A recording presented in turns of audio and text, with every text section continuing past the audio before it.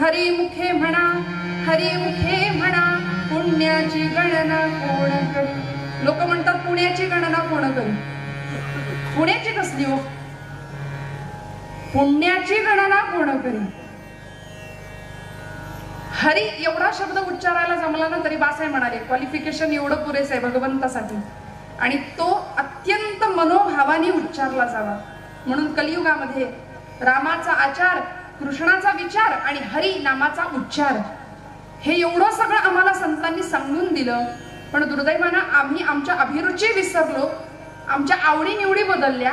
त्यामुळे आम्हाला या गोष्टींसाठी आता वेळ नाही. माऊली म्हणतात सेवा करायची आहे ना, ती सेवा कशी असावी, त्या सेवेमध्ये काय असावं. आम्ही सध्या मिशनपेक्षा कमिशनला महत्व देतो आणि सकाम मुक्ती करतो. काय ज्ञानराजांचा माझा अधिकार आहे श्रोते हो. या मुखातनं ज्ञानेश्वरी सारखा अप्रतिम ग्रंथ बाहेर निघाला. 16व्या वर्षीची विद्वत्ता, 60 नंतर जरी आम्ही ग्रंथ घेतला तरी आम्हाला कळत नाही. पण 16व्या वर्षी ज्ञानेश्वरी हातात घेतली तर कुठेतरी आमचा जीवन प्रवास सुरळीत चालेल. म्हणून मुद्दाम तरुणांनी सुद्धा कीर्तन कार्यामध्ये, या कीर्तनामध्ये सहभागी व्हावं, श्रवण करावं. बऱ्याच जणांचा समज असा आहे की कथा, कीर्तन, प्रवचन हे सगळं कधी ऐकायचं, रिटायरमेंट नंतर करायच्या गोष्टी. त्यामुळे आमची तरुण मंडळी फारशी इकडे वळत नाहीत.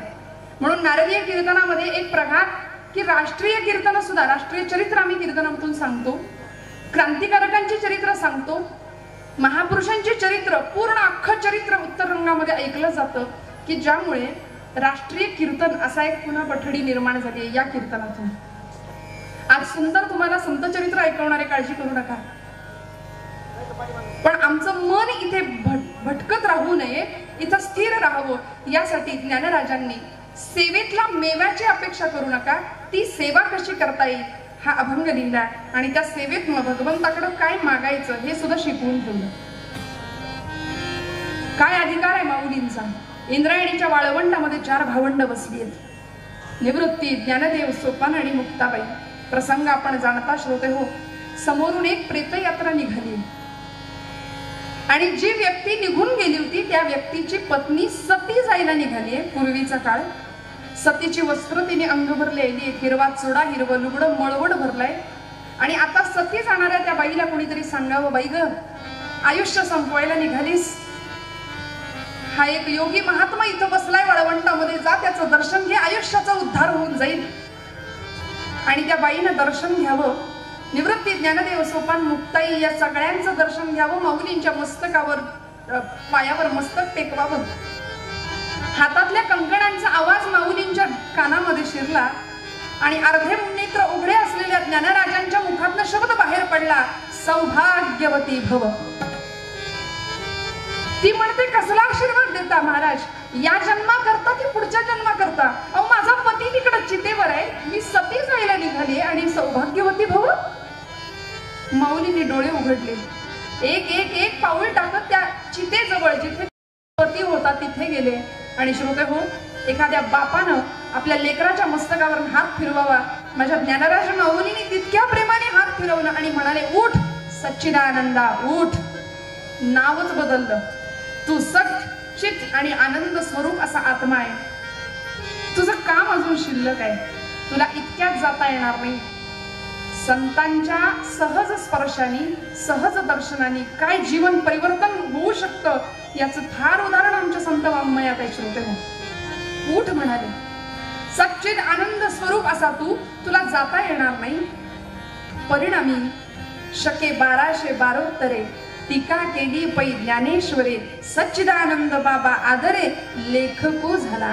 नेवाशाच्या मंदिरामध्ये माझ्या ज्ञानराजांचे शब्द घुमत होते आणि सच्चिदानंद बाबा ती ज्ञानेश्वरी हाताने लिहून काढत होते. सच्चिदानंद बाबांनी ज्ञानेश्वरी लिहिली नसती तर तुमच्या माझ्या घरात आज ज्ञानेश्वरी आलीच नसती. ते शब्द तसेच विरून गेले असते. केवढे मोठे उपकार आहेत या मंडळींचे आमच्यावरती. म्हणून मी नेहमी सांगते, महाराष्ट्रात जो राहतो आणि ज्याच्या घरात ज्ञानेश्वरी आणि गाथा दासबोध नाहीये त्याचं जगणं हे मेल्याहून मेल्यासारखं. आम्हाला फार वाटतं आम्ही मराठी मराठी मराठी, किती अभिमान करतो ना आम्ही मराठी असल्याचा, आम्ही महाराष्ट्रातले असल्याचा. पण महाराष्ट्राची भूमी ही संत प्रधान आहे. मला एकाने विचारलं, काय महाराष्ट्र महाराष्ट्र करता, साधा पंतप्रधान सुद्धा नाही महाराष्ट्राचा. म्हटलं असे नका, महाराष्ट्राची भूमी संत प्रधान आहे, हे काही कमी आहे. भूमी आहे आणि या भूमीमध्ये ज्या मांदियाळीचे वारसदार आम्ही स्वतःला म्हणून घेतो, भक्त म्हणून घेतो, ती आम्ही माणसं. आमच्या घराघरात ज्ञानेश्वरी नाही असली तरी त्या ज्ञानेश्वरीला हात लावणारं 60 नंतरच माणूस आहे. एकही 16 वर्षाचं कार्ट ज्ञानेश्वरीला हात लावणार नाही ज्या वयात माझ्या ज्ञानराजांनी ज्ञानेश्वरी लिहिलेली आहे. आयुष्याचा प्रवास करायचा आहे ना, मग का नाही आम्ही ती ज्ञानेश्वरी हातात घ्यायची. एक काळ असा होता पूर्वीचा की संध्याकाळ झाली की सगळी लेकरं बाळ घरी यायची, देवापुढे दिवा लावला जायचा, आजी असायची घरात. आता चित्र इतकं बदललंय, इतकी प्रगती झाली विज्ञानाची. 2G 3G 4G 5G आलं, घरात आजीच नाही. वडीलधाऱ्या माणसांनी त्यांना जवळ घ्यायचं, पाठे पर्वचे म्हणायला लावायचे, शुभम करोती, रामरक्षा, अथर्वशीर्ष हे सगळं म्हणायला लावायचं, पाठ करायचं, मनाचे श्लोक. आणि एवढं सगळं झाल्यानंतर हा संस्कार इथून सुरू होत होता. आता संध्याकाळ झाली की सगळे बाहेर पडतात, आता उलट आहे. संध्याकाळ झाली की आम्ही बाहेर पडतो. त्यामुळं आई वडील नोकरी कामानिमित्तानं बाहेर, आजी आजोबा वृद्धाश्रमात, पोरग पाळणा घरात. आणि मग ते पोरग उद्या आई वडिलांना जाऊन परत वृद्धाश्रमात दाखवतो. चक्र फिरतच राहणार आहे हो, त्याला आम्ही जबाबदार आहे. काय अवस्था होती संत मांदियाळीची. म्हणून घराघरात ही ज्ञानेश्वरी, हा दासबोध आणि ही गाथा, भगवद्गीता, भागवत असावच, हा मूळचा अट्टहास आम्हाला काढावा. मराठी मराठी म्हणून आम्ही अभिमान बाळगतो, पण मराठी माणसाची व्याख्या आचार्य अत्रे यांनी केली आहे बरं का. आचार्य अत्रे, प्रल्हाद केशव अत्रे, महाराष्ट्राच्या भूमीतलं फार मोठं साहित्य क्षेत्रातलं नाव होऊन गेलं. PK अत्रे, PK नाही, आम्हाला PK माहिती आमिर खानचा आहे की नाही मागे. PK अत्रे म्हणाले, मराठी म्हणून घ्यायचं असेल ना तर ज्याला ज्ञानोबा माऊलींची एक तरी ओवी पाठ आहे बघा, ज्याला ज्ञानेश्वरांची एक तरी ओवी पाठ आहे, ज्याला तुकोबारायांचा एक तरी अभंग पाठ आहे, आणि ज्यांनी माझ्या छत्रपती शिवप्रभूंचा गड एकदा तरी पायाखाली घालून आणलाय, त्याला म्हणायचं मराठी माणूस, त्याला म्हणायचं मराठी माणूस. ही व्याख्या बदलून टाकली. आम्ही उगी 96 कुळी 92 कुळी यातच भांडत बसलोय असं नाहीये. माऊलींनी सेवा करायला शिकवली भगवंताची, आणि ती सेवा करत असताना सेवेतला मनोभाव आम्हाला शिकवला.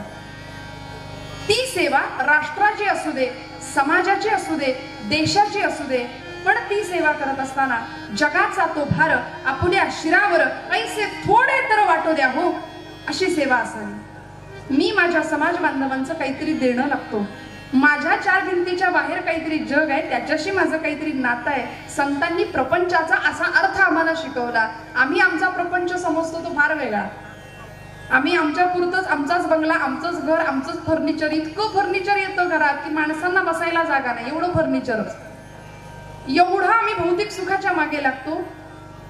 आणि ज्ञानराजांसारखा एक आगळा वेगळा संत आम्हाला सेवेतली खऱ्या अर्थीची अर्थता काय असावी ते शिकवतात.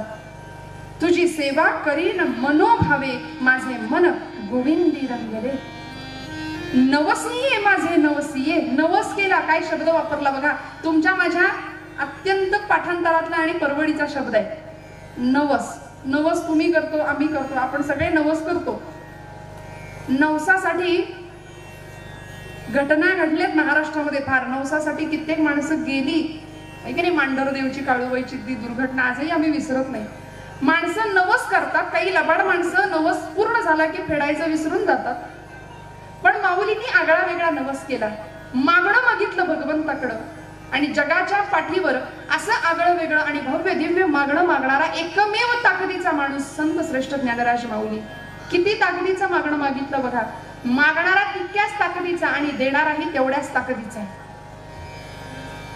पसायदान लिहिलं माझ्या ज्ञानराजांनी. म्हणून आम्ही स्वतःसाठी मागतो ती भीक असते. स्वतःसाठी जे मागितलं जातं त्याला आम्ही भीक म्हणतो. कुटुंबासाठी जी मागितली जाते ती भिक्षा, समाजासाठी जे मागितलं जातं ते दान, आणि अवघ्या विश्वाच्या कल्याणासाठी विश्वात्मक भगवंताकडे मागितलं जातं ते पसायदान, जे माझ्या ज्ञानराज माऊलींनी मागितलंय. आगळं वेगळं मागणं, भव्य दिव्य मागणं. नवस केला ज्ञानराज माऊलींनी. काय आम्ही नवस करतो. काय झालं कोल्हापूरमध्ये, आता आपल्याला माहिती आहे नवरात्र उत्सवामध्ये आई जगदंबेचा काय साज असतो. मस्त आई सगुण पूजा आम्ही करतो. सगुणाचे निर्धारे, निर्गुण पाविले निर्धारे संत म्हणतात. सगुण पूजेला आमच्याकडे महत्व आहे. मग अशी सगुणाची पूजा आम्ही करताना त्या देवीचं सुंदर अलंकाराने मढलेलं सगळं सगळं ते रूप पाहिलं एका गृहस्थाने, प्रापंचिक होता आणि मनामध्ये लोभ निर्माण झाला. दर्शनाला उभा राहिला समोर, पण मनात आलं, आई तुझ्या गळ्यातला हा जो हिऱ्याचा कंठा आहे तो जर मला मिळाला तर काय सगळी माझी प्रपंचाची ददात संपून जाईल. आणि म्हणून त्यांनी नवस केला. कोकणाच्या भागामध्ये कौल लावणं असा एक शब्द आहे, कौल लावला जातो. त्यांनी नवस काय केला, तो म्हणाला, तुझ्या गळ्यातला, तुझ्या डाव्या बाजूचं फूल जर खाली पडलं तर मी असं समजेन की तुझ्या गळ्यातला तो हिऱ्याचा हार प्रसाद म्हणून घ्यायचा. डाव्या बाजूचं फूल खाली पडलं तर गळ्यातला हार प्रसाद म्हणून घ्यायचा, आणि उजव्या बाजूचं फूल खाली पडलं तर मी असं समजेन की तुझ्या गळ्यातला तो हार काढून घ्यायचा. घ्यायचा हे निश्चित आहे. असा नवस आम्ही करतो श्रोते हो बऱ्याचदा. जाता जाता देवालाही शेंडी लावणारी माणसं बरीच आहेत समाजामध्ये. असं मागणं नको आहे. काय मागावं? एका लाडक्या भक्तांनी भगवंताकडे मागणं मागितलं, हे देवा काय देशील? हे अच्युता अनंता दीनानाथा, काय देशील देवा? नामदेवांनी जसं भांडण केलं ना देवाशी, आमची जनाबाई म्हणते, अरे अरे विट्या मूळ मायेच्या कारट्या, म्हणते पांडुरंगाला. मी मागेन ते मज देई आता. काय देशील देवा? आमचं मागणं कसं असतं, 10 रुपयाची नोट टाकू दानपेटीमध्ये आणि म्हणून सगळ्या प्रपंचातली सुख दे देवा. यंदा पोरीचं जुळू दे, मुलाचं जुळू दे, नोकरी लागू दे. 10 रुपयात नेट पॅक तरी येतो का? एवढं मागणं आम्ही ठेवतो. काय मागणं असावं? मी मागेन ते मज देई आता. नाहीतर तुझं नि माझं जमायचं नाही, तुला कुणी बी मानायचं नाही. तुझं नि माझं जमायचं नाही, तुला कुणी बी मानायचं नाही.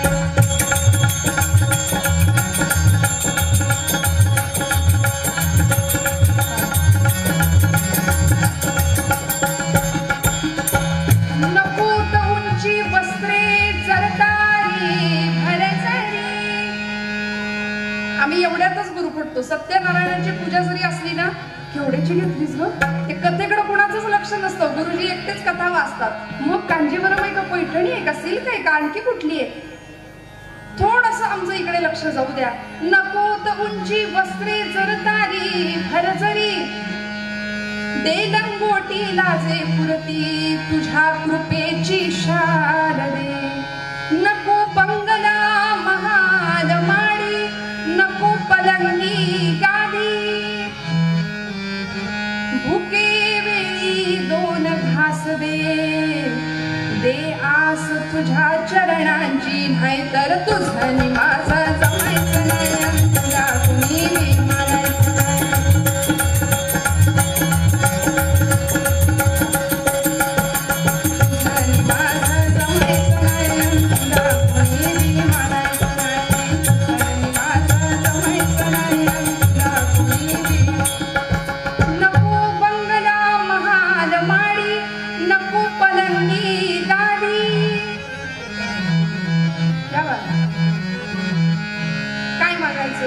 असो झोपडी साधी परितू, पण जी भल्या भल्यांना मिळत नाही.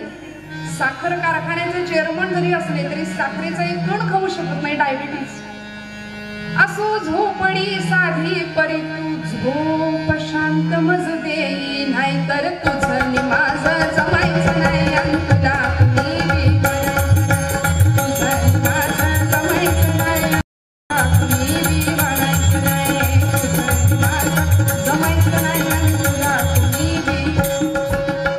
माऊलींनी मनोभावे सेवा करायला शिकवली श्रोते हो. किती प्रकारचे भाव आहेत. शांत भाव आहे, दास्य भाव आहे, वात्सल्य भाव आहे, सख्य भाव आहे, माधुर्य भाव आहे. अनेक भावाचे प्रकार आहेत. इतक्या भावांनी भगवंताची भक्ती करायला आम्हाला संतांनी शिकवलं.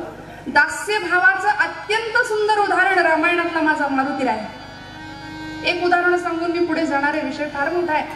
काय मारुतीरायाची सेवा होती हो. सेवा करीन मनोभावे. काय सेवा आहे मला सांगा. रामायणातनं मारुतीरायाचं नावच काढलं, काय उरतं? काहीच उरत नाही. आपल्या सगळ्यांना तो प्रसंग माहितीये. ज्यावेळी रावणाचा वध झाला, युद्ध जिंकले प्रभू रामचंद्र, सगळी वानर सेना, मारुतीराय, सीतामाई, नळ नीळ सुग्रीव, अंगद, विभीषण सगळे अयोध्येला परत आले आणि सुंदर आनंद सोहळा सगळ्यांनी साजरा केला. अयोध्येमध्ये रामरायांचा राज्याभिषेक केला आणि त्या राज्याभिषेकाच्या प्रसंगी सगळ्यांना प्रसाद वाटायचं ठरलं होतं. ज्यांनी ज्यांनी या कामामध्ये सहभाग दिला त्या प्रत्येकाला मेवा मिळणार होता सेवेचा. प्रभू रायांच्या हस्ते मिळणार होता, प्रसाद देणार होते स्वतः प्रभू रामचंद्र. आणि ती यादी वाचायला लक्ष्मण उभे राहिले. आता यादीमध्ये पहिलं नाव कोणाचं असेल? सगळ्यांना खात्री होती, कोण? 100% मारुतीराय. पण तसं नाही झालं.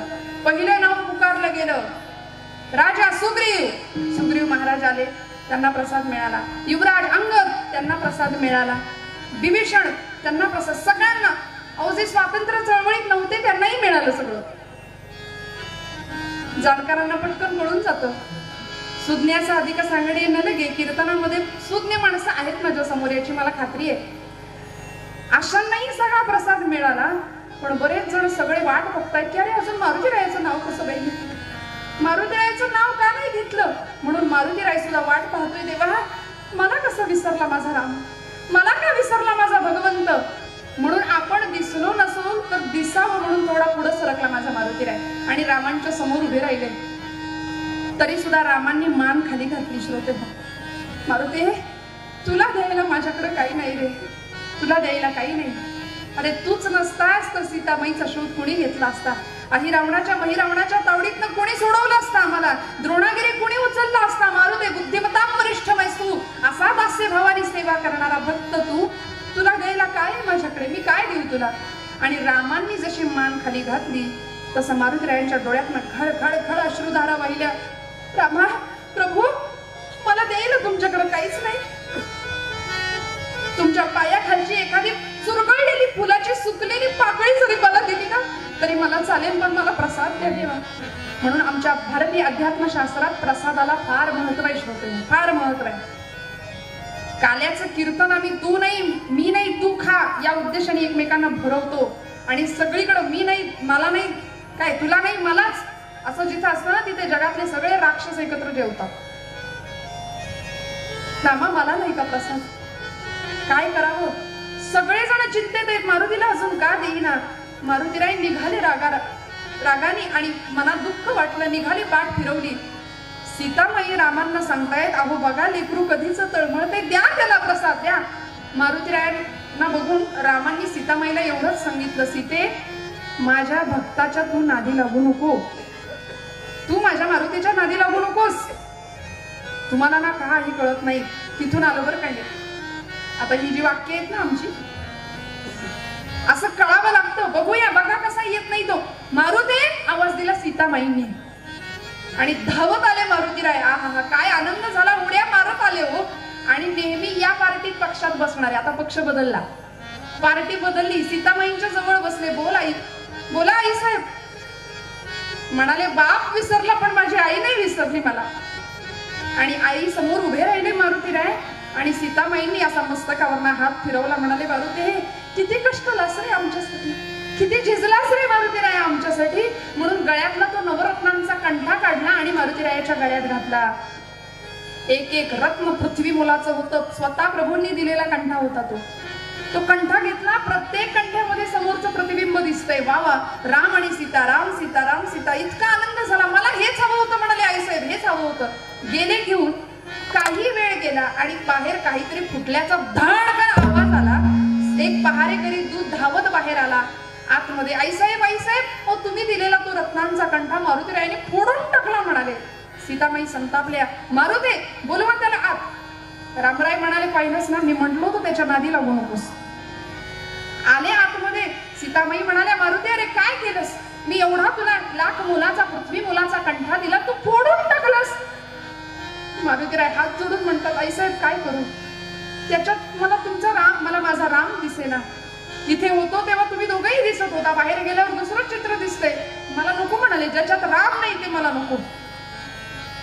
सीतामाई संतापाने म्हणाल्या मारुते एवढा राम राम राम करतोस, तुझ्यात तरी आहे का रे राम. आणि श्रोते हो, ते जे आपण चित्र पाहतो, छाती विदीर्ण केली. म्हणाले आई साहेब रामच काय, तुम्ही सुद्धा आहात म्हणाले. बघा छाती विदीर्ण करून दर्शन दिलं. माऊली म्हणतात चित्त चैतन्य चोरून नेले. काय अनुभूती दिली. तेव्हा प्रभू रामचंद्र उभे राहिले सिंहासनावरून. एक एक एक पाऊल टाकत मारुती रायाजवळ गेले.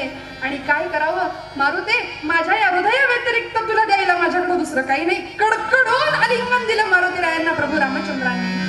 आणि असं आलिंगन आपल्याकडे जुना फोटो असेल तर नक्की बघायला मिळेल की तो फोटो असा आहे, मारुतीरायांचं मस्तक रामांच्या खांद्यावर विसवलंय आणि रामांचं मस्तक मारुतीरायांच्या खांद्यावर विसवलंय. काय आनंद आहे बघा.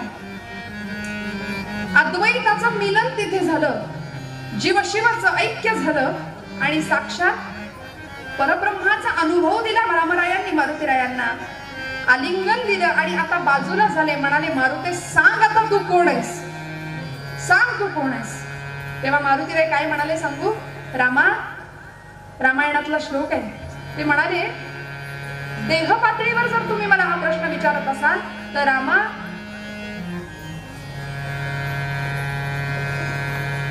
देहबुद्ध्यात दासोहम, देह पातळीवर मी तुमचा दास आहे. जीवबुद्ध्यात वदंशकः, जीव पातळीवर जर विचार केला तर मी तुमचा अंश आहे. आणि आत्मबुद्ध्या त्वमेव अहम, आत्म पातळीवर जर विचार केला तर तुम्ही आणि मी एकच आहे. म्हणाले दोन नाही. काय अनुभव मिळावा सेवेचा. तुझी सेवा करीन मनोभावे, माझे मन गोविंदी रंगले. भगवंताकडून फळ मिळतं श्रोते हो. माधुर्य भावाने भक्ती केलेले आमचे गुलाबराव महाराज. काय भक्ती असेल, काय संवेदना असतील. आपल्याला माहितीये विदर्भातले माधांचे संत श्रेष्ठ गुलाबराव महाराज प्रज्ञाचक्षु होते, पण माऊलींची कन्या म्हणवायचे स्वतःला, ज्ञानेश कन्या, आणि कृष्णाची पत्नी म्हणवायचे. पुरुष देह पण स्त्री भावानी केलेली भक्ती होती. काय झाला प्रसंग सांगते. देऊळवाड्यामध्ये माऊलींच्या ज्ञानेश त्या आळंदीमध्ये गुलाबराव महाराजांची प्रवचन चालू होती. संत किती संवेदनशील असतात बघा. महाराजांची प्रवचन चालू आहेत आणि त्या काळामध्ये अगदी अलीकडचे संत आहेत गुलाबराव महाराज, आपल्या सगळ्यांना माहिती असतील. लक्ष्मण रामचंद्र पांगारकर म्हणून एक नाव जुन्या लोकांना माहिती असेल. मुमुक्षु नावाचं एक मासिक निघायचं, त्या मासिकाचे ते संपादक होते, ल रा पांगारकर. ते गुलाबराव महाराजांचे भक्त होते, शिष्य होते. महाराजांना नमस्कार केला. म्हणाले आज माऊलींची अभिषेकाची संधी मला मिळाली, आज अभिषेक करणारे मी माऊलींना, मला आशीर्वाद द्या म्हणाले. आणि निघाले. इकडे गुलाबराव महाराजांचं प्रवचन सुरू झालं. महाराज अंध होते दोन्ही डोळ्यांनी. प्रवचन सुरू झालं आणि लक्ष्मण पांगारकरांची पूजा सुरू झाली. षोडशोपचारी विधी आपण अनुभवला असेल तो सोहळा. अभिषेक माऊलींना करताना काय आनंद मिळतो. पंचामृत लेपनाचा विधी सुरू झाला आणि एखाद्या पित्यानं आपल्या लेकराच्या मस्तकावर हात फिरवावा तसं माऊलींना असं माखन गंध लेपन सुरू होतं. आणि भावधारा सगळ्या वाहून आल्या होत्या पांगारकरांच्या. इतका आनंद झाला होता, अष्टसात्विक भाव जागृत झाले होते. माऊली आज ही संधी मला मिळाली. आणि असं नऊ घालायचं काम सुरू होतं. एवढ्यात पांगारकरांच्या कानावर शब्द आला, लक्ष्मणा थोडं हळू कर रे, तुझ्या हातातली ती अंगठी तेवढी काढून ठेव. तुझ्या हातातली अंगठी माझ्या ज्ञानराज माऊलीला टोचतीये रे. गुलाबराव महाराज प्रवचनात आहेत, कानावर शब्द आले, हातातली अंगठी माऊलीच्या समाधीला टोचतीये, माऊलीला टोचतीये. काय संवेदना एकरूप झाल्या असतील आपण नाही कल्पना करू शकत श्रोते हो, संतांच्या आणि भगवंतांच्या. म्हणून भगवंत केलेल्या सेवेचा मेवा देतोच देतो. भगवंत ठेवत नाही. आम्हाला वेळ नसतो, आम्हाला धीर नसतो, आम्हाला वाट बघायला जमत नाही. शबरीनं वाट बघितली किती, 7 नव्हे 1 तप अशी रानोमाळ भटकली. 7 तप मतंग ऋषींच्या आश्रमात राहिली आणि मग रामानी मेवा दिला, फळ दिलं, फलश्रुती केली भक्तीची, सायुज्यता मुक्ती प्रदान करून दिली. श्रोते हो, ही देवसेवा. आणि त्याचबरोबर आम्ही आमच्या समाजाचं देणं लागतो, राष्ट्राचं देणं लागतं. म्हणून अशी सेवा संतांनी आमच्या महापुरुषांकडून अपेक्षित ठेवली. म्हणून तुकोबरायांकडे आमचे छत्रपती शिवराय सल्ला मागण्यासाठी जात होते, दिलासा घेण्यासाठी जात होते. अशा छत्रपती शिवरायांनी माझ्या मातृभूमीची सेवा काय केली असावी. तुझी सेवा करीन मनोभावे. देश हाच ज्यांनी देव समजला, अशा देवाची भक्ती सेवा करताना छत्रपतींनी शिस्त वा वात्सल्य जी जिद्द यांचा त्रिवेणी संगम ते छत्रपती शिवराय. जिजा मातोश्री सांगते, राजा बिजापूरचा तो अफजल खान स्वराज्यावर चालून येतोय, आपल्या मोठ्या भावाचं तुळजापूरच्या आई भवानीचं पांडुरंगाच्या अपमानाचं उसनं फेडूनच महाराष्ट्रात परत ये. काय परिस्थिती होती. विजापूरचा अली आदिलशहा वारला आणि त्याची जी बडी बेगम साहिबा होती ती गादीवर बसली होती. त्याच्या मुलाला कारभार घेता येत नव्हता, एवढा तो लहान होता. त्यामुळे बडी बेगम साहिबा गादीवर बसली आणि तिने तपकामध्ये विडा ठेवला. सगळ्या दरबाराला उद्देशून म्हणाली की हा पैजेचा विडा घ्या आणि शिवाजीला मारून पकडून आणतो अशी शपथ घ्या. जमेल है कोई मई का लाल जो इस बिड़ा को उठाए और शिवाजी को पकड़ के लाए. कुणीच उठत नव्हतं.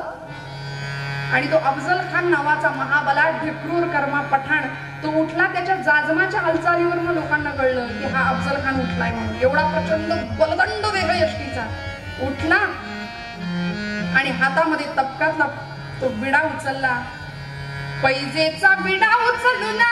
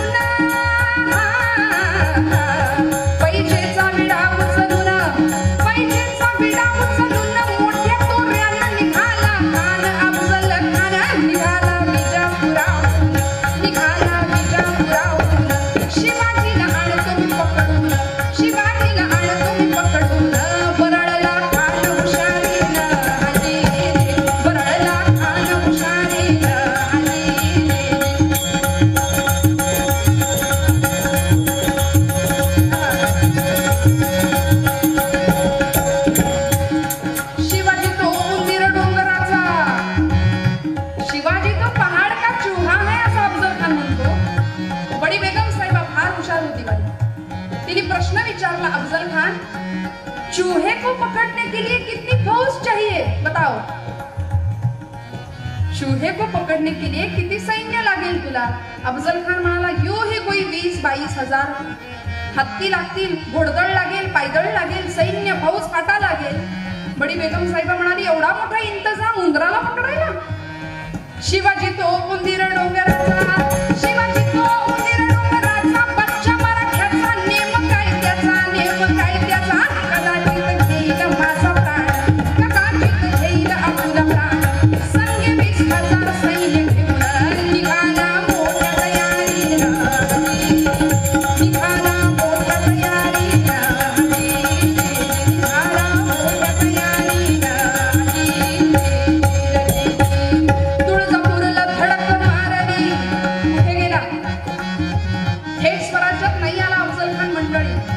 कारण अफजल खानाला माहिती होतं राजा हा राजा आहे पण त्याच आधी आई जगदंबेचा तुळजा भवानीचा भक्त आहे.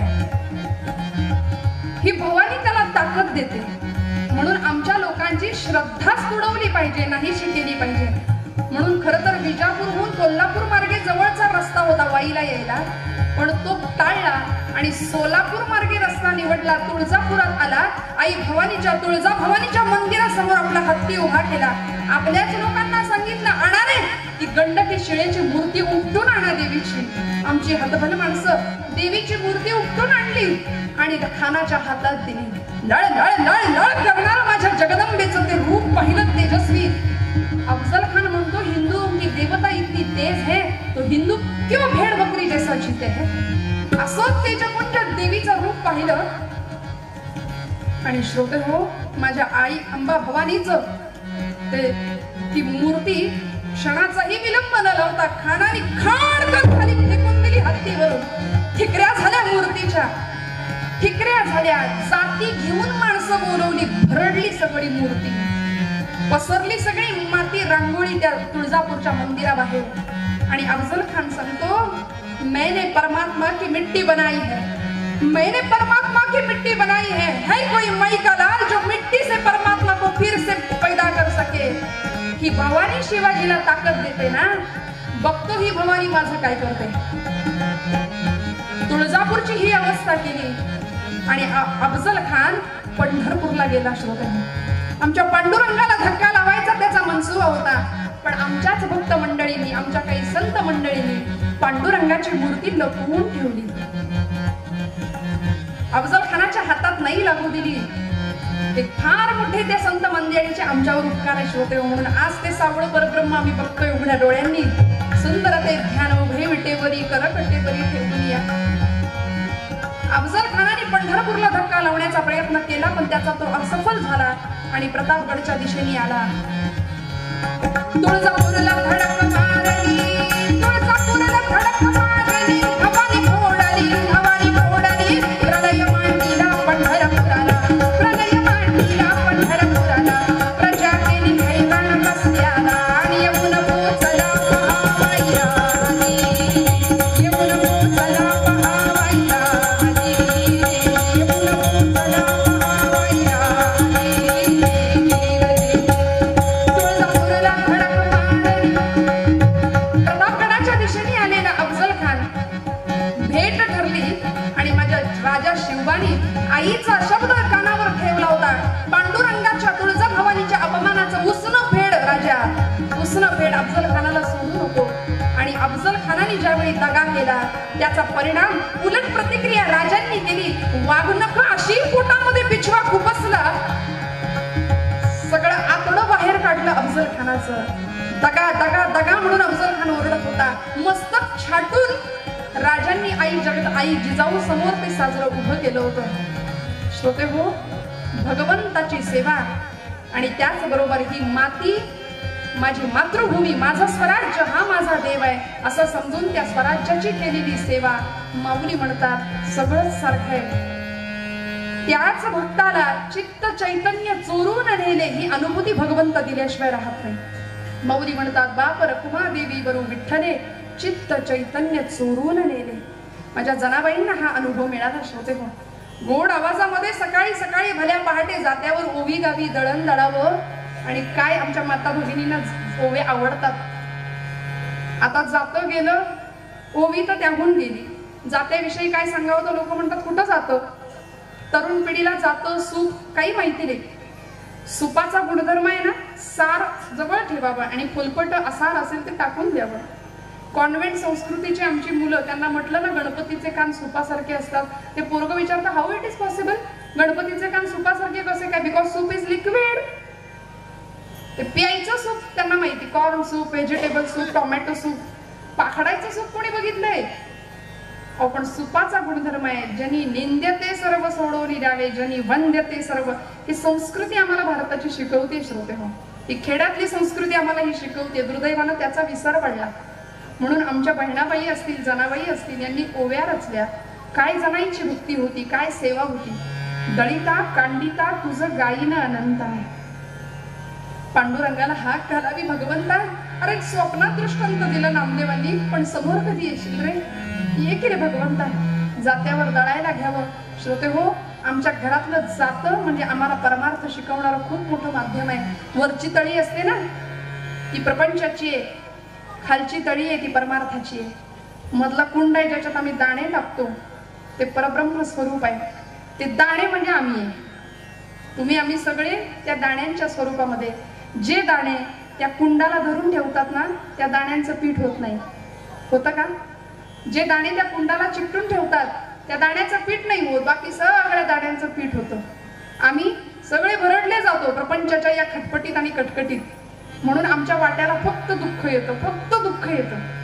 किसी ने कहा है लोग अपने दुखों से उतना परेशान नहीं जितना कि दूसरों के सुखों को देखकर परेशान हो. आम्ही आमच्या दुःखापायी दुःखी नाही, आमचं दुःख आमच्या पाचवीलाच आहे. पण आमचे शेजारी आमच्यापेक्षा जास्त सुखी म्हणून आम्ही दुःखी. हे आमच्या दुःखाचं कारण आहे सध्या. संतांना सुखाचा सागर दिसला भगवंत, सर्व सुखाचे आगर. म्हणून जनाबाईंचा भाव फार सुंदर होता. सेवा काय होती? जात्यावर सुंदर दळण दळावं, गोड गळ्याने ओवी गावी, पांडुरंगाला सांगावं भगवंता जनी मांडिते दयाळा नाम ओठी घोळते. भगवंता ये की रे बाबा, भारी जड हे जाते तुझी विना.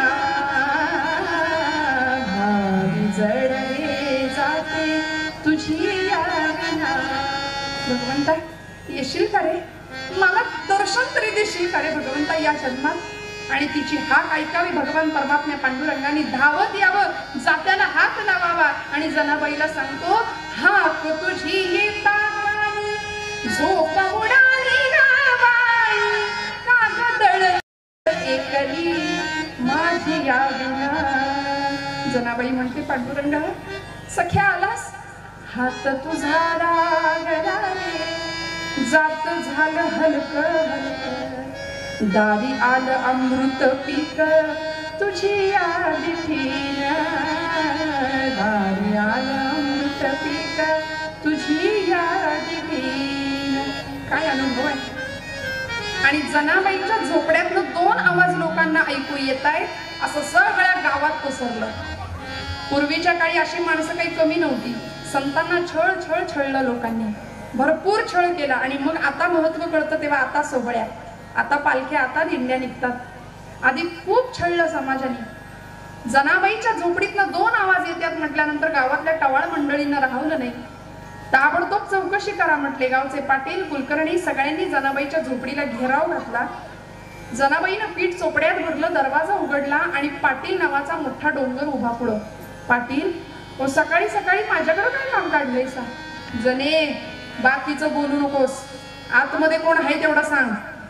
2 आवाज ऐकलेत 100 माणसांनी, तू राहते एकटी, दुसरा आवाज पुरुषाचा आहे, कोण आहे सांग. जनाबाई म्हणते पाटील खोटं कोण आहे दवा, मी एकटीच तर गाते. जने जने जने खोटं बोलू नको, 100 माणसांनी 2 आवाज ऐकलेत, सांग कोण होतं. जनाबाई म्हणते पाटील माझ्या बोलण्यावर तुमचा विश्वास नाही बसायचा, पंढरीचा पांडुरंग आला होता. पांडुरंग वाघ वा, तुझ्या झोपड्यात कशाला आला होता जने. आणि जनाबाईने उत्तर द्यावं, जोंधण्याच्या भाकरीची चव लई न्यारी, जोंधण्याच्या भाकरीची चव लई न्यारी.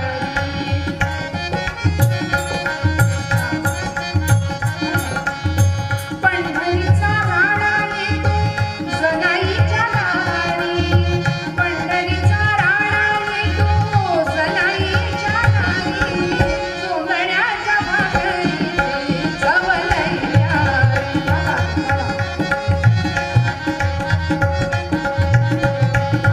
जोंधण्याच्या भाकरीची चव लई न्यारी. सगळे हसतायत, पाटील हसतायत, गावची मंडळी हसतायत. जने जने जने अगं पांडुरंग तुझ्याकडे भाकरी खायला कशाला ग येईल. आणि तुला दिसतो आम्हासनी दिसत नाही. जनाबाई म्हणते असा कुणालाही दिसेल असा नव्हे, तो कुणाला बी कसा दिसेल. अगं मग तुला दिसतो आम्हासनी दिसत नाही, असा लपवून तरी कुठं ठेवलाय जने सांग की. जनाबाई म्हणते पाटील लपवायचा कुठं असतो, हृदयाचा बंदी खाना केला, हृदयाचा बंदी खाना केला, हृदयाचा बंदी खाना केला. आत विठ्ठल कोंडीला, आत विठ्ठल कोंडीला, हृदयाचा बंदी खाना केला. हृदयाचा बंदी खाना केला, बांधोनिया दोर,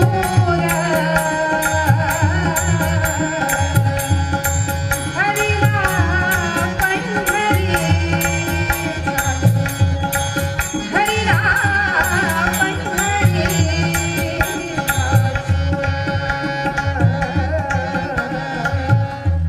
जनाबाईला दाखवून दिलं. माऊली म्हणते बाप रखुणा देवी वरू विठ्ठले चित्त चैतन्य सोडून आलेले. भगवंत हृदयस्थ स्थित होतो जेव्हा आम्ही त्याची सेवा अत्यंत मनोभावाने करतो. आम्ही दातृत्व सुद्धा असं करतो, आमचं दान सुद्धा असं असतं की त्यात दिखावा असतो. ते देखले पण भक्तीत नको, भक्ती अत्यंत मनोभावाने असावी जी माऊलींनी शिकवली. पुढच्या काळामध्ये ती भक्ती नामदेवांनी जगाला शिकवली. काय होतं नामदेवांचं चरित्र, नारदीय कीर्तनाच्या पठडीनुसार परंपरेनुसार त्या चरित्राचा थोडासा आवाका उत्तर रंगामध्ये मी पहिल्यांदा सांगितल्याप्रमाणे पूर्वरंग आणि उत्तर रंग. आता पूर्वरंग संपवती आणि उत्तर रंगामध्ये आपण नामदेवांचं थोडक्यात चरित्र बघूया. पूर्वरंगाच्या मूळ पदामध्ये आमचे ज्ञानेश्वर माऊली महाराज वर्णन करतात. आ, आ, आ,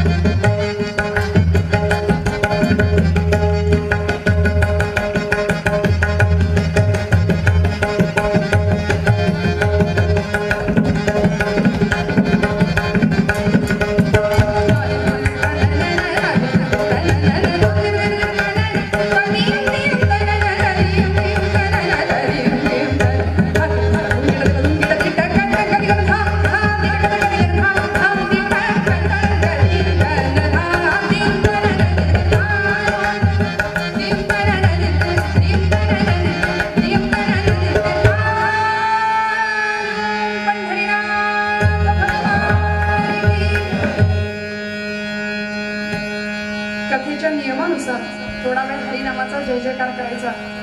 नारदीय कीर्तनाची ही थोडीशी पठडीमध्ये फक्त फरक आहे. वारकरी कीर्तनामध्ये विठोबा रखुमाईला हार घालायचा, नारदीय कीर्तनात पूर्वरंग झालं की हार घालायचा. सगळं कीर्तन कीर्तनासारखं, थोडासा जरा साच्यामध्ये फरक आहे आणि तो तुम्हाला बघायला ऐकायला मिळावा ही आमच्या शांताराम भाऊंची मनापासूनची इच्छा.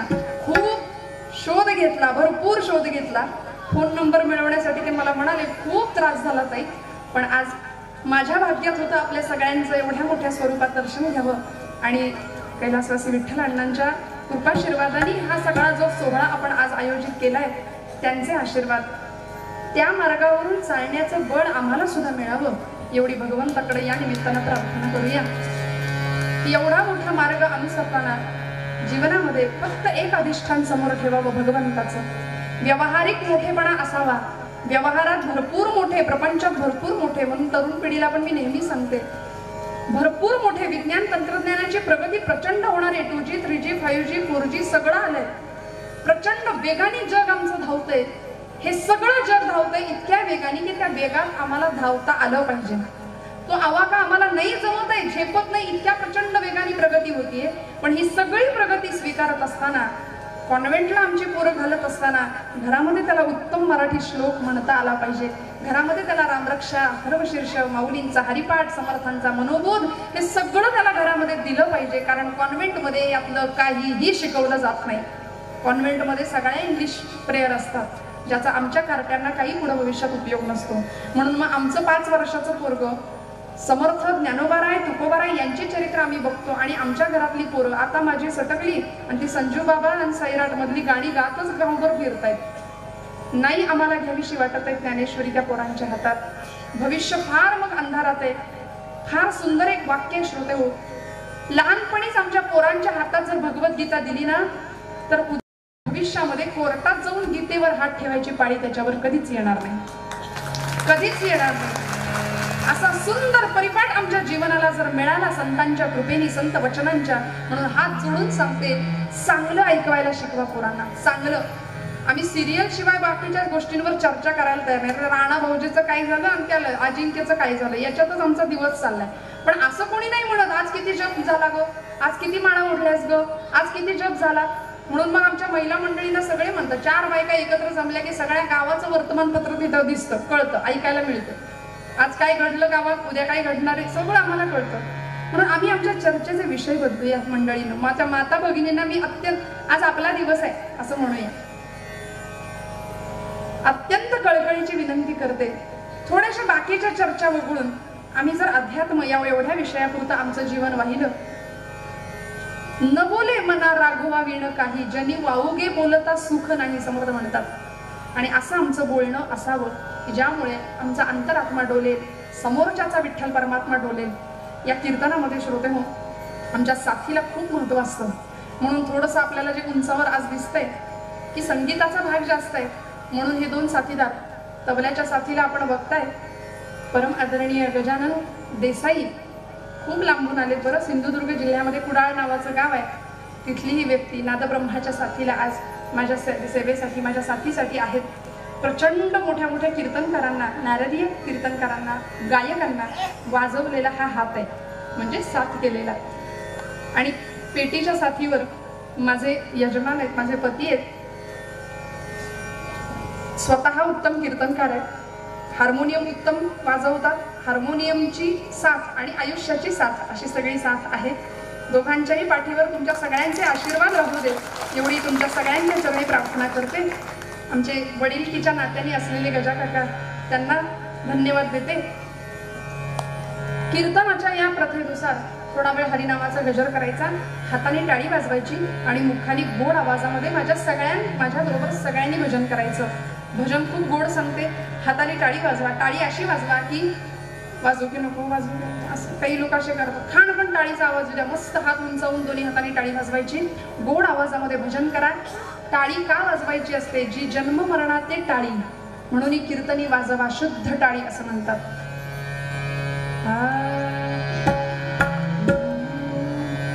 भज गोविंदम बालमुकुंदम परमानंदम हरे हरे. बोला बोला बोला. हात उंचावून टाळी वाजवा. रिलॅक्स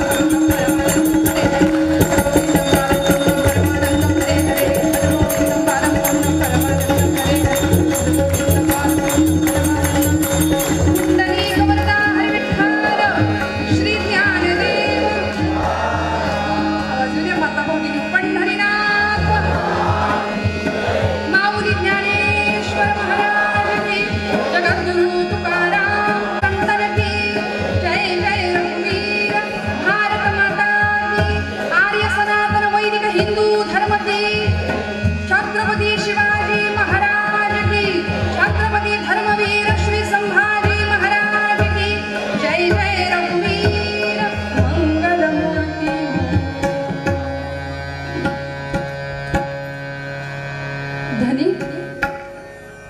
मला या वक्ताला पंढरपूरला घेऊन चला. मला ठावं नाही, मला पंढरपूरला घेऊन चला म्हणजे चलाच. अगं हट्ट नको करू. अशा परिस्थितीमध्ये पंढरपूरचा प्रवास तुला झेपायचा नाही, जमायचा नाही, लई लांब जावं लागल ग. नको हट्ट करू, परत बघू आपण पुढच्या वर्षी, यंदाच्या वाळी जरा थांब. नाही नाही, ते काय बी मला ठावं नाही. अहो पांडुरंगाने मला स्वप्नात येऊन दृष्टांत दिलाय, पंढरपूरला ये आणि माझ्या नामसंकीर्तनासाठी तिथेच राहा. गोणाई माता आपल्या पतिदेवांना, दामा शेट्टींना सांगतेय मला पंढरपूरला घेऊन चला. दामा शेट्टी सांगतायत नको गोणाई, गर्भवती होती गोणाई आणि अशा परिस्थितीमध्ये तुला प्रवास झेपणार नाही. पूर्वीचा प्रवास बैलगाड्यांनी जावं लागायचं, मजल दरमजल मजल दरमजल करत पंढरपूर, नरसी बामणी ते पंढरपूर एवढा मोठा प्रवास करत आला. तुला झेपायचा नाही, नको. पण ऐकायला तयार नाही. जगामध्ये 3 हट्ट फार प्रसिद्ध आहेत. कुठले? राजहट्ट, बालहट्ट आणि तिसरा कळलं तुम्हाला, माहिती आहे. त्यामुळे त्या हट्टासमोर माणूस कितीही घट्ट असला तरी तिथे मठ्ठच होतो, काही चालत नाही. ऐकलंच नाही, पंढरपूरला जायचंच म्हणाली. कुठल्याही परिस्थितीमध्ये पांडुरंगाने स्वप्नात येऊन मला बोलावले, मला जायचंय पंढरपूरला. ठीक आहे. दुसऱ्या दिवशीची सकाळ उजाडली, बैलगाड्या झुंपल्या आणि नरसी बामणीवरून प्रवास सुरू झाला. मजल दर मजल करत पंढरपूरला ही सगळी माणसं निघाली आणि येता येता येता येता पंढरपुरात येऊन पोहोचले. तुम्ही म्हणाल लगेच कीर्तनात असंच करायला पाहिजे, नाही तर मग 12 वाजता तुम्ही म्हणाल वाजली की 12 आता, असं काहीतरी तुम्ही म्हणाल. 12च्या आत थोडंसं संपवायचा प्रयत्न आहे, पण ठीक आहे, थोडंसं पुढे मागे होईल, मागे नाही पुढेच, गृहीतच धरून चाला. आधी सगळ्यांची मानसिकता अशी केली की बरं असतं, म्हणजे लोक बसतात, अरे हां एवढ्यापर्यंत चालणार आहे. त्याच्याही पुढे गेले की मग चुळबुळ, मग तिकडचं थोडंसं वेध लागतंय, हरकत नाही. पंढरपूरमध्ये ही सगळी मंडळी येऊन दाखल झाली. गोणाई मातेला एवढा आनंद झाला होता, पांडुरंगाने मला बोलावलं, मी आले, चंद्रभागेचं स्नान केलं, नगर प्रदक्षिणा झाली, गोपाळपुरा पहिला, रावळात आली, पांडुरंगाच्या समोर उभी राहिली गाभाऱ्यामध्ये. भगवंता काय सुंदर रूप आहे रे तुझं, सुंदर ते ध्यान उभे विटेवरी कर कटेवरी ठेवून या. असं गोड रूपडं भगवंताचं डोळ्यात साठवलं. सगळ्या संतांच्या पदस्पर्शानं पुनीत झालेली पंढरपूरची माती मस्तकाला लावली आणि आपल्या पतींना सांगते, ऐकलं का पंढरपूरचं महात्म्य? अहो आधी पंढरी आणि मग वैकुंठ नगरी असं म्हणतात. आधी रचिली आधी रचिली आधी रचिली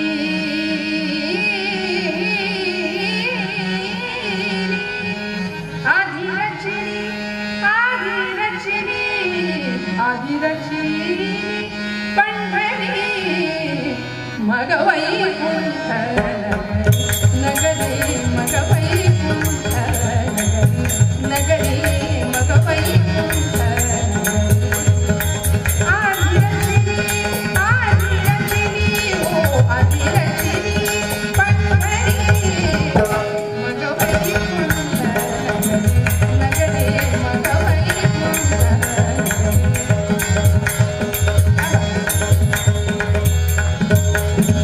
नभते क्षराक्षर जेव्हा नभते क्षराक्षर तेव्हा होते पंढरपूर तेव्हा होते पंढरपूर तेव्हा होते पंढरपूर तेव्हा होते पंढरपूर मग वैकुंठ नगरी मग वैकुंठ.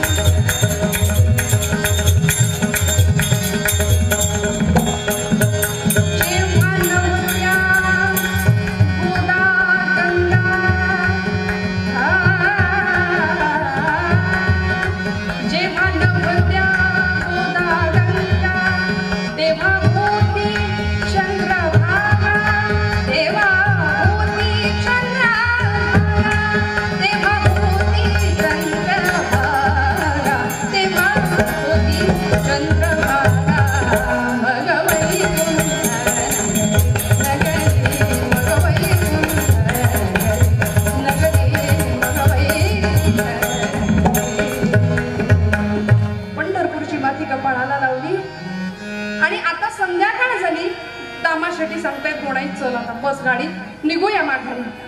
कुठं जाता? आता जायचं वीचं कुठं नाही, आता इथंच राहायचं. पंढरपुरातच मुक्काम ठोकायचा आणि भगवंताच्या नामसंकीर्तनासाठी इथेच काळ घालवायचा. झालं. पांडुरंगाने सांगितल्याप्रमाणे त्याच्या आज्ञेप्रमाणे पंढरपूरमध्ये मुक्काम केला. सगळा प्रपंच पुन्हा पंढरपुरामध्ये थाटला आणि उदरनिर्वाहाचा व्यवसाय होता. शिंप्याची जातकुळी होती, त्यामुळे अर्थात कपडे शिवण्याचा व्यवसाय. पंढरपूरच्या बाजारपेठेतच मोठं दुकान थाटलं दामा शेट्टींनी. उत्तम व्यवहार, उत्तम प्रपंच आणि त्याचबरोबर उत्तम परमार्थ चालला होता. श्रोते हो, आम्हाला संतांनी कधीही फाटका तुटका प्रपंच करा असं सांगितलं नाही. प्रपंच करावा नेटका, मग घ्यावे परमार्थ विवेका. उत्तम व्यवहार करा, उत्तम प्रपंच करा आणि मग परमार्थ करा, चालेल. पण जो कराल त्यामध्ये तुझी सेवा करीन मनोभावे हा आदर्श असावा. उत्तम व्यवहार सुरळीत चालू आहे आणि दिवसामागून दिवस पुढे चालले. एक दिवस असा आला, गोणाई मातेचे सगळे दिवस भरले, प्रसूत झाली, मुलगा जन्माला आला आणि बाळाचं नाव ठेवलं नामदेव. पंढरपूरमध्ये भगवंताच्या नामासाठी आलो म्हणून नाम आणि त्यांनी दिलेला हा प्रसाद म्हणून देव. काय नावं होती पूर्वीच्या काळची. नावा पाठीमागं कार्याचं वलय असायचं. आताची नावं न बोललेलंच बरं आहे. घराघरामध्ये सिरियल मधली नावं आम्हाला पाहिजेत, हिरोंची नावं आम्हाला पाहिजेत. पण जुन्या लोकांचे हिरो वेगळे होते बरं का.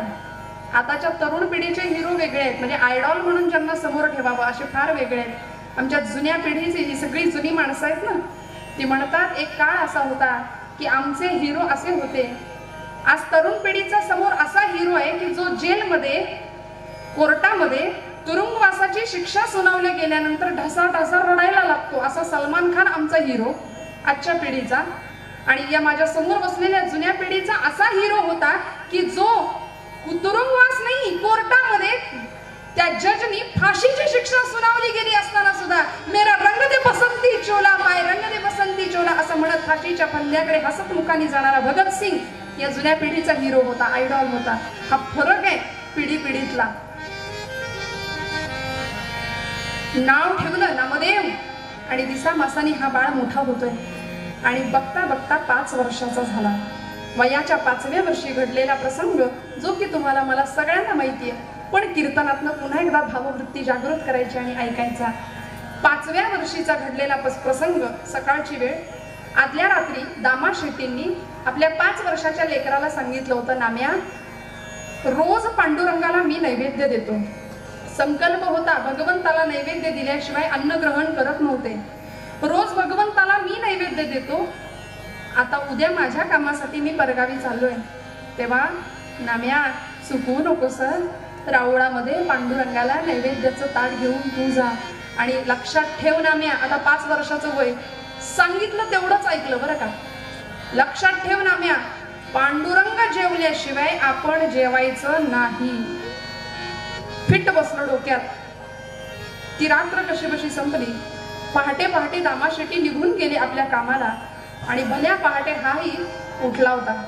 आईच्या मागे पहाटे 5 वाजल्यापासून, आई लवकर जेवायला तयार कर गं, मला पांडुरंगाला नैवेद्य द्यायचंय, लवकर जेवण कर, लवकर ताट दे नैवेद्याचं. गोणाई माता म्हणते, कारट्या नाम्या, देव काही उठल्या उठले जेवायला बसणार आहे, जरा थांब, होऊ दे, उठू दे, देवाला भूपाळी होऊ दे, पूजा होऊ दे आणि मग नैवेद्य घेऊन जा. कसा बसा वेळ काढला. काय वय होतं, 5 वर्षाचं लेकरू. पोटात भुकेचा आगडोम उठला. सकाळी उठल्यामुळे जास्तच भूक लागली, पण कसा बसा वेळ काढला आणि माध्यान्हीपर्यंत गोणाई मातेनी ताट तयार करून दिलं. ते ताट घेतलं, आनंद झाला. आता पांडुरंगाला द्यायचं आणि आपण जेवायचं. ते ताट घेऊन रावळामध्ये धावत धावत धावत धावत नामदेव महाराज आले. 5 वर्षाच्या नामयानी पांडुरंगासमोर उभं राहावं. नाम्या, पांडुरंगा आणलंय, रोज माझे वडील येतात, आज मी आलोय बघ. काय सुलभ भाव होता बघा, काय सेवेतला मनोभाव होता. मंडल केलं, ताट ठेवलं, पाणी फिरवलं आणि पांडुरंगाला म्हणतायत करा सुरुवात. आता एवढ्या आर्जवानी ते पाषाणातलं चैतन्य हलणार नव्हतं. एवढ्या आर्जवानी पांडुरंग काही जेवायला बसणार नव्हता. पांडुरंगा, काय रे बाबा, रुसलायस की काय? रोज माझे वडील येतात म्हणून मी आज छोटा एवढा पोर आलोय म्हणून काही रागावलास की काय? जेव, काही नाही होत. अरे मला पण खूप भूक लागली आहे, तुला ना कर सुरुवात. पांडुरंग काही जेवे ना, बोले ना, उठे ना, हात हले ना. पांडुरंगा का रे रागावलास का माझ्यावर? का रे भगवंता? कटेवरी हात तुझे, विटेवरी पाय, कटेवरी हात तुझे, विटेवरी पाय, कटेवरी हात तुझे. पण कसा उभा हले ना, बोले ना. कटेवरी हात तुझे, विटेवरी पाय, पंढरीच्या पांडुरंगा, पंढरीच्या पांडुरंगा, पावतोस काय? कटेवरी हात तुझे, विटेवरी पाय, कटेवरी हात तुझे, विटेवरी पाय. अरे जेव की रे बाबा, किती उशीर लावशील? 12 वाजत आलेत ना. जेव की रे बाबा, किती उशीर झालाय? पांडुरंग हले ना, बोले ना. आई आपल्याला जे जे घरी करते ना ते सगळं तिथं चाललं होतं. श्रोते हो, नामदेव महाराज असा एकमेव विरळा संत आहे की ज्यांनी आपलं आत्मचरित्र लिहिले, नामदेव गाथा. माझ्या बदरचं काहीच नाही सांगत आहे, सगळा गाथेतलं प्रमाण आहे. नामदेवांनी 5व्या वर्षी पांडुरंगाला अर्ज करावं, पांडुरंगा जेव की रे बाबा. आणि आता अंत झाला. आई घरात आपल्याला जसं करते तसं सुरुवात केली. पांडुरंगा बऱ्या बोलानं जेव, नाही जेवलास तर जळक्या लाकडानं सडकून काढी, जेवशील की नाही सांग. तरी पांडुरंग खालेला. आमच्या जुन्या नारदीय कीर्तनकारांनी या आख्यानांमध्ये फार सुंदर बहार केली. श्रोते हो, काय असतं, आमच्या कार्ट्यांना, आमच्या लहान लहान पोरांना पिक्चर मधली गाणी आवडतात. याडं लागलं त्याला लगेच पाठ होतं, पण भगवंताचं काही स्तोत्र रामरक्षा म्हण म्हटलं तर त्याला पाठ होत नाही. म्हणून मग आमच्या जुन्या कीर्तनकारांनी अशी गंमत केली, चाल तीच ठेवली. आता हे जुनं पद आहे त्यामुळे आपल्याला चाल नक्की म्हटले की कळणार आहे कुठली चाल आहे. चाल तीच ठेवली, शब्द बदलले. नामदेव पांडुरंगाला आर्जव करतोय असं एक चित्र तयार केलं आणि शब्द घातले. भोळा पुसतो नामा अन पांडुरंग भूमाका. जुन्या काळी एक चित्रपट प्रसिद्ध होता. तुम्ही म्हणाल पिक्चरचं गाणं म्हणते की काय? चाल संगीताला योग्य आहे, पोषक आहे म्हणून म्हणणारे, आणि ते शब्द तुम्ही सुद्धा आठवू नका. भोळा पुसतो नामा अन पांडुरंग भूमाका. बोल देवा बोल, बोल देता नाही. बोल देवा बोल, बोल देता नाही. भोळा पुसतो नामा. सगळ्यांच्या माना आपोआप डोलतायत. आठवलं गाणं? अन पांडुरंग भूमाका. बोल देवा बोल, बोल देता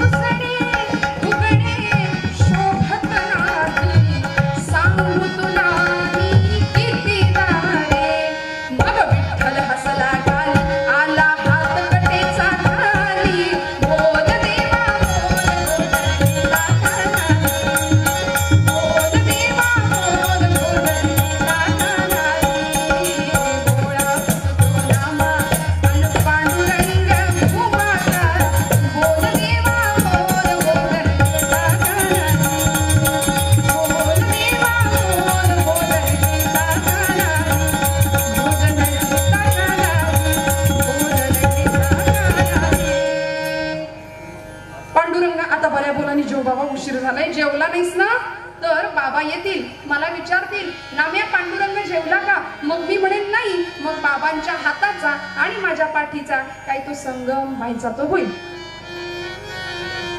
आहे की नाही? नाव तुम्हाला कळलं ना कुठलं होतं ते? त्यामुळे पांडुरंगा जेव आता, बऱ्या बोलाने जेव. श्रोते हो, तरी सुद्धा पांडुरंग हलत नव्हता. 5 वर्षाचं लेकरू एवढा वेळ अर्जव करतोय, भगवंता जेव की रे बाबा, का रे नाही जेवत आहेस? श्रोते हो, भगवंताला यावं लागतं अशा वेळी. आता जर जेवला नाहीस ना तर बाबा येऊन मला मारतील. मग बाबांच्या हातून मार खाण्यापेक्षा तू बऱ्या बोलानं जेव, नाही जेवलास तर इथे तुझ्या पायरीवर डोकं आपटून जेव देईल पांडुरंगा, जेव. धावला नामदेव महाराज, धावले ना मैया आणि ती पायरी पकडली. पांडुरंगाकडे बघतायत, पांडुरंगा जेवला नाहीस ते इथे कपाळ मोक्ष करून घे. आणि त्या पायरीवर खाडकन डोकं आपटणार एवढ्यात डोक्याखाली मऊसर हात लागला. लागलं नाहीये डोक्याला, मऊ हात लागला, डोक्याला स्पर्श झाला आणि गाभाऱ्यातनं आवाज आला, नाम्या नाम्या नाम्या. अरे वेडा की काय तू, अरे दगडाचा देव कधी जेवतो का रे? गाभाऱ्यातनं आवाज आला, पांडुरंगाच्या मुखातनं आलेला आवाज होता. नामदेव महाराज सांगतात, पांडुरंगा मी काही वेडा नाही, दगडाचा देव कधी बोलतो का रे? बोललास, जेव आता. साठून पुसून ताट स्वच्छ करायला लावलं नामदेव महाराजांना, माझ्या नामदेव महाराजांनी माझ्या पांडुरंगाला. आणि रिकामं ताट घेऊन परत उड्या मारत मारत मारत घरी आले. आई अगं काय नखरे लावले होते, जेवता जेवायला लवकर, कसा बसा जेवायला घालून आलोय, लवकर जेवायला वाढ, आता लवकर जेवायला वाढ. गुणाई माता म्हणते, नाम्या आलास ना, ते नैवेद्याचं ताट घेऊन बस, आले वाढायला. अगं वाढशील की नाही काही, त्यात रिकामच आहे. गुणाई माता संतापली, नाम्या कारट्या, एवढा धीर धरवला नाही तुला घरी येईपर्यंत. सगळं संपवलं ना तिथं बसून, सगळ्या मित्रांनी बसून संपवलं ना. नाम्या सांगतोय, आई नाही गो, आई मित्रांनी नाही, मी नाही खाल्लं, मग कोणी खाल्लं? अगं कोणी काय म्हणते, ज्याच्यासाठी होतं त्यांनी खाल्लं, कोण खाणार? नाम्या नाम्या खोटं नको बोलूस, फटके खाशील, खरं सांग कोणी खाल्लं ते? आई आई अगं पांडुरंग जेवला, असं काय करतेस, पांडुरंग जेवला आई. अरे नाम्या देव कसं जेवेल? अगं काय जेवणार नाही, जेवला. बघशील ना ताट रिकामच घेऊन आलोय. नाम्या नाम्या खोटं बोलू नकोस. कुणी बघितला रे देव जेवलेला? कुणी बघितला? अगं कुणी कशाला बघायला पाहिजे, या या डोळ्या